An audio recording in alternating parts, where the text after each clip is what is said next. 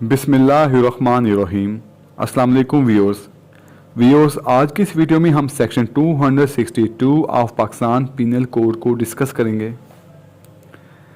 जैसा कि हमने सेक्शन 261 में पढ़ा था कि अगर कोई शख्स किसी स्टाम्प को जो कि किसी मकसद के लिए इस्तेमाल किया जा चुका हो उसको निकाल लेता है या उस पर तहरीर मिटा देता है तो वो सेक्शन 261 के तहत काबिल सज़ा जुर्म है।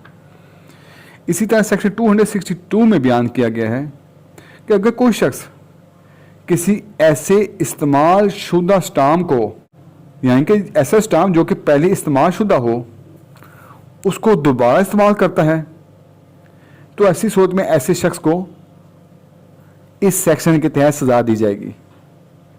मिसाल के तौर पर अगर कोई शख्स अपनी प्रॉपर्टी की रजिस्ट्री करवाता है और उसके लिए स्टाम्प निकलवाता है, स्टाम्प निकलवाने के बाद तहरीर हो के रजिस्ट्री पास हो जाती है, उसके बाद कोई शख्स उन स्टाम्पों को चोरी कर लेता है, उस पर से तहरीर मिटाकर दोबारा उन स्टाम्पों को किसी और मकसद के लिए या रजिस्ट्री के लिए ही इस्तेमाल कर लेता है तो ऐसी सूरत में ऐसे शख्स को इस सेक्शन के तहत सज़ा दी जाएगी। या फिर कोई ऐसा स्टाम्प जो कि किसी के नाम से जारी होता है लेकिन वो शख्स उस स्टाम्प को इस्तेमाल नहीं करता, लेकिन वो स्टाम्प तो उस मकसद के लिए उस शख्स के नाम से जारी हो चुका हुआ होता है।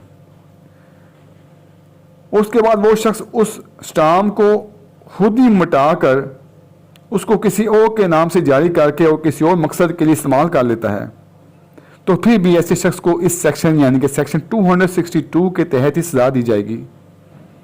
और सज़ा क्या होगी?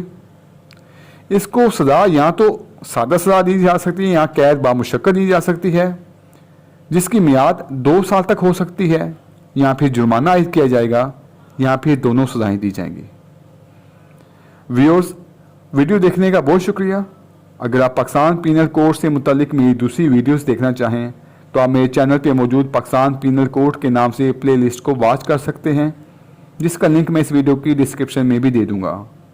आपसे रिक्वेस्ट है कि मेरी वीडियो को लाइक कर दें, शेयर कर दें, मेरे चैनल को सब्सक्राइब कर दें और बेल आइकन को प्रेस कर दें।